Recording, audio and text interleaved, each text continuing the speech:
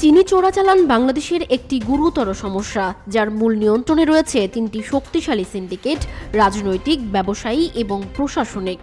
এসব গোষ্ঠীর যৌথ সহযোগিতায় সিলেট সহ দেশের বিভিন্ন সীমান্ত এলাকা হয়ে প্রতিদিন অবৈধ চিনি দেশের বাজারে প্রবেশ করছে।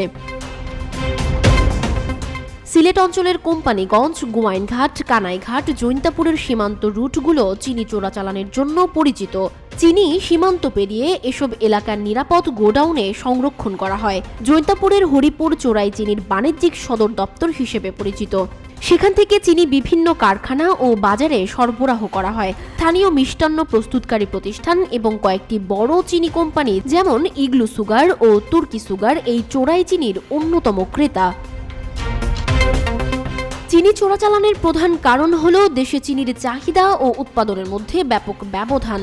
প্রতিবেশী দেশে চিনি বাংলাদেশের তুলনায় অনেক সস্তা। সিলেট চেম্বার অব কমার্স চিনি আমদানির প্রস্তাব দিলেও প্রশাসন এবং সিন্ডিকেটের প্রভাবের কারণে সেটি বাস্তবায়িত হয়নি।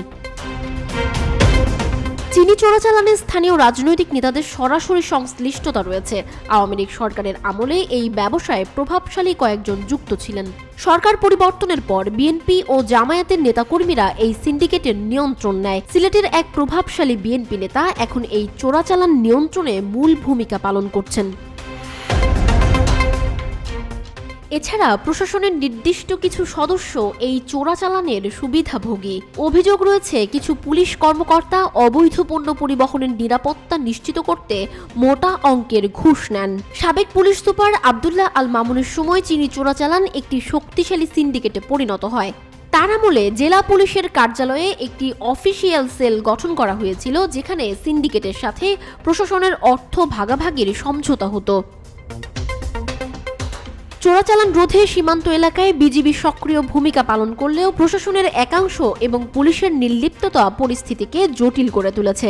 স্থানীয় মিষ্টান্ন ও খাদ্য প্রস্তুতকারী প্রতিষ্ঠানগুলো সরাসরি চোরাই চিনির ক্রেতা হওয়ায় বাজারেও এই চিনির প্রভাব রয়েছে। চিনি চোরাচালান রোধে সচেতন নাগরিক ও বিশেষজ্ঞরা মনে করেন সিন্ডিকেট ভেঙে বৈধভাবে চিনি আমদানির ব্যবস্থা করতে হবে। পাশাপাশি বিজিবি ও পুলিশের কার্যকর পদক্ষেপ নিশ্চিত করে সীমান্তে কঠোর নজরদারি বাড়ানো জরুরি। চিনি চোরাচালানের সঙ্গে যুক্ত ব্যক্তিদের বিরুদ্ধে কঠোর ব্যবস্থা নেওয়া এবং আইন শৃঙ্খলা বাহিনীর অভ্যন্তরীণ দুর্নীতি নির্মূল করা না গেলে এই সমস্যা আরও প্রকট আকার ধারণ করবে।